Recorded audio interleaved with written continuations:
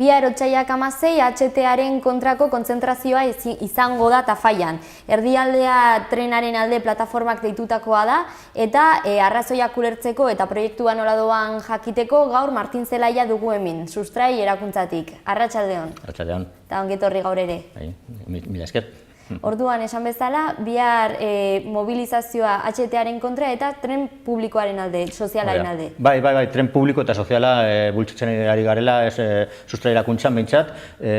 Proposamena bat egin genuen orain dela 2 urte, bai tren soziala eta tren publikoa bultzatzeko. Zeren pentsatzen dugula, hemen Nafarroan, oraingo trena, baliabide asko daukala, hobetzeko eta bultzatzeko. Adibidez, orain bide bakarra dauka, trenbide bakarra, baina ondoan jarri daitekela beste trenbide bat. Hortarako prestauta dago, orain dela denbora asko prestatu zen horrela, egin zenetik, 1800 eta piko. Eta baita ere gero, gaineko zubiak eta hainbat infrastruktura egin direla, eta denak horiek ere egin direla hori prestatzeko, beste bidea jartzeko. Orduan, pentsatzen dugula hori egin behar dena eta ez HT-a. Horregatik, bihar eta Tafallan hori aldarrikatuko dugula. Azpiegiturak daudela, ez hainbeste inbertitzeko, ez da ingurugiroa eta bar suntzitzeko, baizik eta horren gainean eraiki daitekela. Hori da, horren gainean eraiki behar dela beste bide bat. Hori importantea da guretzat, zeren orain, honek, Nafar gobernuko presidente ordea aierdik esaten du Nafarroako trenbidea oso kapazidade altasuna gutxikoa dela, ez? Eta guk esaten dugula, normal, zen bakarrik trenbide bat dagoela. Baina beste bat jartzen baldin badugu alboan, orduan kapazidade hori bikoiztuko dela. Orduan, tren gehiago eraman dezakela gure infrastruktura. Eta honekin, eta beste moldaketa batzuekin, nahikoa daukagu. Eta ez, trenbide berri bat eta beste leku batetik egin. Hori ez dugu nahi, eta pentsatzen dugula hori garestia dela, hori dirua botatzea dela, eta baita ere ingurumenari kaltetzen duela. Inpaktua asko dagoela, HT-a. Horiek izango lirateke ondorioak, baina ez bakarrak, baizik eta askotan hemen salatu egin duzuelako elitista dela adibidez. Baita ere, pentsatzen dugula oso garestia dela bai egiteko, baina baita ere mantentzeko, mantenu lan asko egin behar direla, eta gero erabiltzeko ere. Adibidez, erosi behar duzula tiketa, txartela. Tiketa, HT-ko tiketak, txartelak oso garestia dira. Bestea, tren normala, tren arrunta edo media distantzia, baino igual bikoitza. Orduan, pentsatzen dugula, tren hori bakarrik erabiliko dutela dirua asko dutenak. Orduan, ari garela orain subentzionatzen, dirua ematen, horiei bakarrik ibiltzeko. Eta besteok, ezin garela ibili edo, zaila eukiko dugula ibiltzea trenez. Orduan, pentsatzen dugula, horregaitik ere ez dela egin behar HT-a eta mantendu tren normala. Gainera, zentralizatuko batzuk, geltoki batzuk, erabili gabe geldituko lirateke ez, herrietako jendeari ere eragingo liokela hori. Baita ere, adibidez hori gertatzen da, Nafarroan egon direla igual 30 bat geltoki eta apeadero, eta orain bakarrik erabiltzen dira 10 bat edo gutxi gora bera, Nafarroa osoan.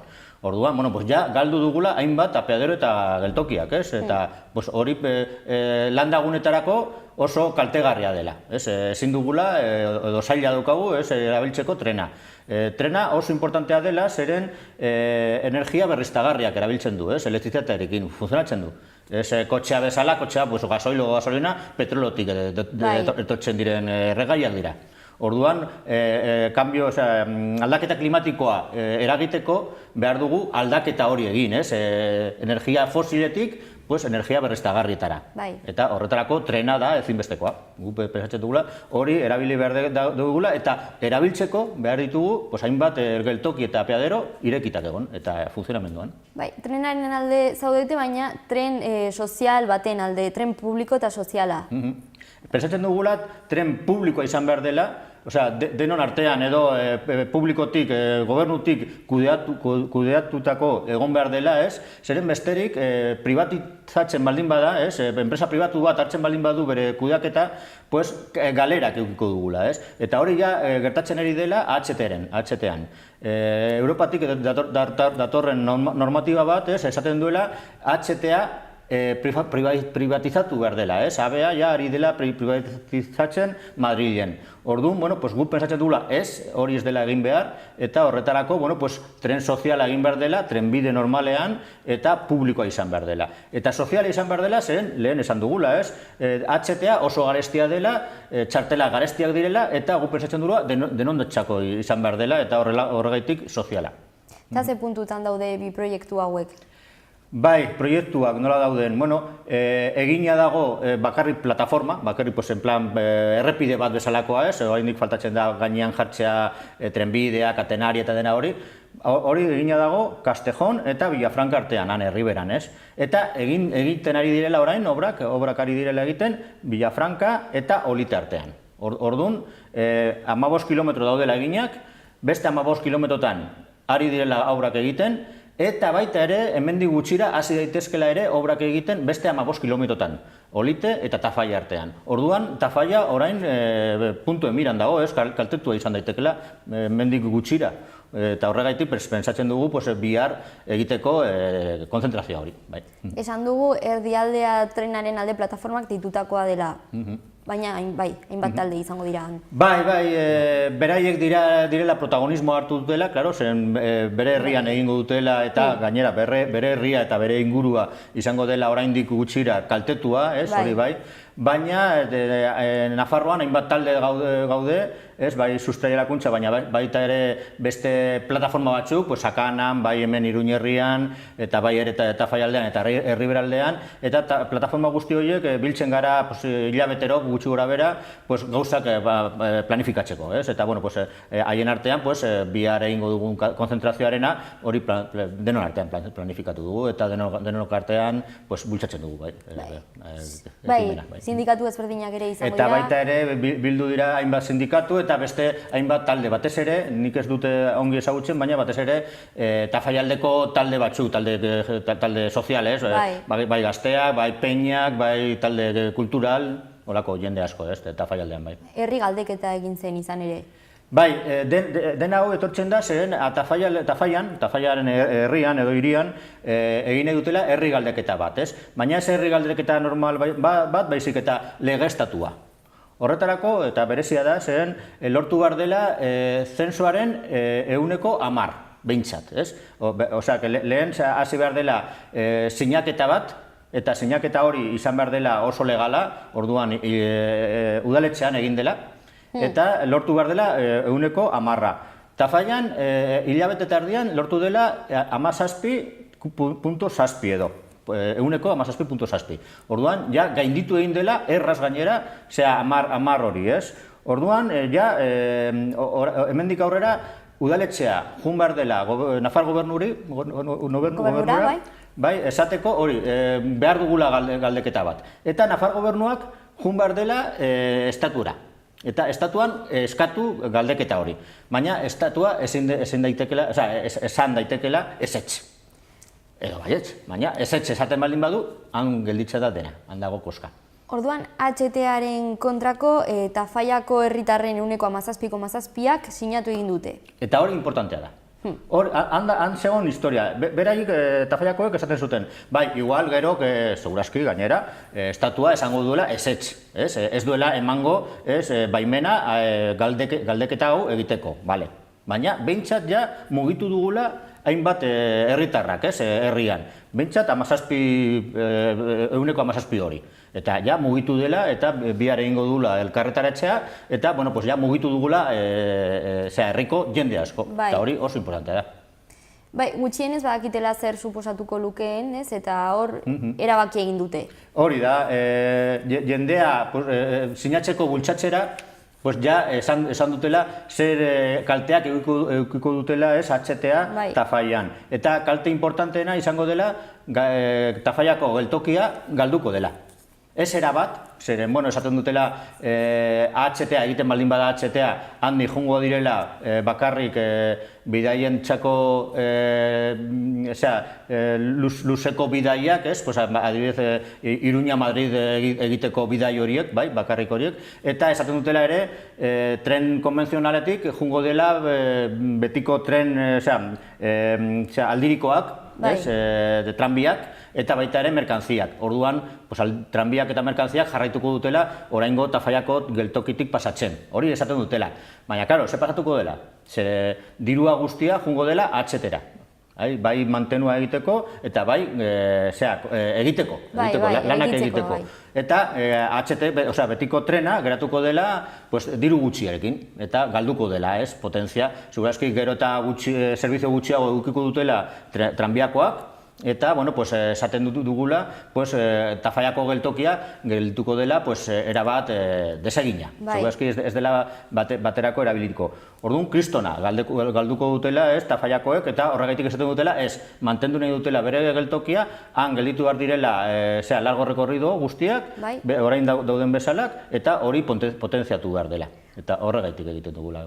Orduan, eskakizunak, tren soziala eta publikoan inbertitzea, eta HT-aren proiektua gelditzea, bertan bera ustea. Hori da leloa. Eta lelo horrekin egingo dugula bihar elkarretaratze masibo bat, haundia, bete nahi dugula kale handi bat, avenida bat, geltokiaren parean dagoena, aurrean dagoena, eta gure buruaren gainean jarri nahi dugula lelo bat, izkiarekin, eta hori dela leloa. Tren sozialari bai, eta HT stop, edo gelditu uste dut zela. Orain Tafallari buruz ari gara, baina ez da bakarrik Tafallan gertatzen den zerbait, hemen aste honetan adibidez Berriozarren eztabaida irekia egin zenuten. Bai, guk egon ginen, bai Sustraiarakuntza, egon ziren Iruñerriko plataformakoek eta Sanduzeloiko bizilagunak, elkartea. Eta hitz egin genuen ze alternatiba daude hemen, zonalde honetan, trenbidearekin, ez? Zen gobernuak esaten duela, buklea kendu behar dela, eta baita ere hemengo pasabidea, ez? Tren pasabidea, eta guk esaten dugula, bai, konpondu behar dela hori, baina geltokia gelditu behar dela lekuan, dagoen lekuan, eta orduan eskendu bukle hori, baizik eta konpondu. Eta konpontzeko hainbat alternatiba daudela, eta bilatu behar direla beste batzuk ere, bata da dena lurperatu, soterramiento bat egin, bai geltokian, baina baita ere Berriozar eta Santa Lucia zonalde honetan, baita ere egin daitekela buklearen zati txiki bat kendu, hemendik pasatzen dena, baina geltokia bertan eduki, mantendu, hainbat. Eta pensatzen dugula dena hori pensatu, ondo aztertu, eta erabaki. Eta ez bakarrik esan, nola egingo dela HTA, jazta, hori da alternatiba bakarra. Guk pensatzen dugula, ez dela alternatiba bakarra, besteak ere aztertu behar direla, eta behintzat aztertu. Bai, izan ere, pasaren urtean, alternatiben herria ekitaldia ospatu zen, ez eta hor izan zineten zuek ere, alternatibak daude. Alternatibak daude, hori da. Eta pasatzen dena da, ez direla aztertzen. Bai, esaten dutela, bata dela alternatiba, HTA, kasu honetan, baina beste batzutan ere gauza berak gertatzen direla, adibidez, dakit, elektriziteko lineekin, edo baita ere, hondakinak kudeaketarekin ere, esaten dutela, hau da alternatiba, ez? Alternatiba batzuk daudela eta denak aztertu behar direla. Eta beraien artean beti aztertu behar dela alternatiba zero. Esaten dena, alternatiba zero zeren dela ez ere egitea. Batzutan kaltegarria izan daitekela, ez ere egitea, baina beste batzutan ez hain kaltegarria. Orduan dena hori aztertu, ondo aztertu, begiratu zein diren abantailak eta desabantailak, eta beraien artean erabaki. Baina ez bakarrik erabaki por ordeno y mando. Hori ez dela horrela izan behar, ez? Bai, ez dagoela aukera bakarra. Hori da. Eta lehen aipatu egin dituzu aier diren adierazpenak. Zein da orokorrean instituzioen jarrera? Bale, bai, instituzioen jarrera beti izan da iaia berdina, bai lehen upenerekin, bai orain geroa bairekin eta antzekoa izan dela eta beti izan dela HTA bultzatu. Ez dakigu ongi zergaitik, zergaitik daude hain temati HTA-rekin. Zeren gu ikusten dugu, eta ez bakarrik gu baizik eta jende asko ikusten duela, hau dela kaltegarria, inguru giroandako oso kaltegarria izango dela, baina baita ere dirua gaitik, zeren dirua asko sartu behar dela han, eta etekin gutxi. Etekin gutxi zeren, oraingo trenarekin ondo moldatuta, lortu daitekela iaia gauza berdina, eta hori bai izango dela merkeago. Orduan, zergaitik ez, orain daukaguna mantendu eta hobetu, ez? Orduan, zer pasatzen dela han? Ez dakigu ondo, baina bai dakigu han hainbat enpresa, konstruktoreak daudela, tartean, eta segurazkit tratuak egon direla, bai politikoak eta bai konstruktoren artean. Eta, Madrilen ja ikusi dugula, ez Madrile bakarrik, Barcelonan ere, Murtzian ere, nola politiko batzuk eta konstruktore batzuk dirua lortu dutela horrela, ez? Bai, tratuaekin ez egiten. Orduan, hemen gerta daiteke gauza bera edo ez, dakigu, baina, euskalo. Esan duzu hori, eta Tafallaren galdeketan hor ere ikusten da, jendeak ikusten duela hasiera batean onura gehiago dituela tren soziala eta publikoak beste alternatiba baino. Ze nolako harrera izan zenuten adibidez Berriozarren egindako astenetako ekitaldian? Bai, nik ez nintzen egon Berriozarren, egon nintzen atzo Barañainen, antzeko parezido gauza bat egiten, beste itxaldi batean, eta oso harrera ona. Segurazki hemen Berriozarren gauza bera, baina hemen hainbat talde egon ziren. Barañainen egon ginen gu bakarrik, itxaldi bat bakarrik ematen, eta oso harrera ona, zeren jendea ikusten duela, ez dugula behar beste trenbide bat, baizik eta daukaguna hobetu. Eta zalantzagarriagoa dela, igual, agian, hemengoa, hemengo buklea, zer egin buklearekin edo zer egin, han eztabaidatu daitekela. Baina, bai esaten dugula, eztabaidatu behar dela. Ez hartu alternatiba bat eta hori inposatu, hori egiten ari dela. HTA inposatu eta hemen bukleak kendu eta HTA inposatu. Guk pensatzen dugula, eztabaidatu behar dela, alternatiba bilatu eta honen gainean denok artean zeo zer esan. Eta jendea hori ikusten duela, hori zentzuzkoa ikusten dutela, ez? Eta, oso harrera ona eta, egia esan behar dela, atxo adibidez, eta uste dut ere hemen Berriozarren, aretoak betetzen direla. Jendea ikusten duela hau importantea dela, mugitu behar garela, eta, espero dugu bihar ere aretoa, kale hori betetzea. Eta instituzioetara bueltatuz, maigaineratu denean hori tren sozialaren gaia, ze nola erantzun dute horretara? Politikoak edo instituzioak? Bai, beti esaten dutela gauza bera. Beti esaten dutela hau egin behar dela derrigorrez, batzutan esaten dutela Europatik datorren erabaki bat dela, guk esaten dugula ezetz. De hecho, orain dela gutxi, orain dela 2 aste edo, egon ginen Bruselan, eta han egon ginen hitz egiten con la Comisión de Transporte de la Unión Europea, eta beraiek ere, komisionekoek esaten zuten, ezetz bukatuko dutela dirua esartzen hemengo HTA-an. Orain arte sartu dutela diru pilo bat, Europatik. Esaten dela, diru partida horretatik, iaia erdia Espainiara etortzen zen. Bai. Orain esaten dutela, horrekin bukatu behar dela eta hau ez dela izango lehentasun bat Europan dako. Baina, esan beharra dagoela ere, Europatik ez etorren erabaki bat, AHT bat egin behar zela. Baizik eta esaten zuten, hobetu behar zena trenbidea, eta gero, hemengo estatua, erabaki behar zela nola egin hori. Eta ez dakigu ondo zergaitik, baina erabaki zuten AHT batzuk egin. Eta esan beharra dago ere, Espainia dela mundu mailan dagoen, daukan kilometro gehiago, iaia kilometro gehiago Txinatik AHT-tik, orduan. Pues bai, aldatu behar dela, jarrera hori, eta pentsatzen ari gara, jarrera hori aldatzen ari dela, ja. Txinatik esan duzu, badagolako Madriletik Txinara egiten den bidaia, ez? Beste gunean irakurri nuen. Merkantziak ekartzen dituen... 3 aste irauten du bidaia. Hori da, trenbide haundi bat, deitzen dena la ruta de la seda edo, ruta de la seda berria, beti, trenbidetik, ez? Eta bai, hainbat zabalera, ez, trenbide zabalera pasatzen den trenbide bat dela. Hemen beti esan dutela, Estatu Espainolean eta baita ere Portugalean, nola daukagun zabalera berezi bat, ez internazionala baina berezi bat, zailtasuna geneukela, eta horregaitik egin behar zela HTA eta HTA zabalera internazionala daukala. Horrek erakusten duela ezetz konpondu daitekela ez, eta ibili genezake ez, hainbat zabalera pasatzen horretarako trenbideak egin daitezkela.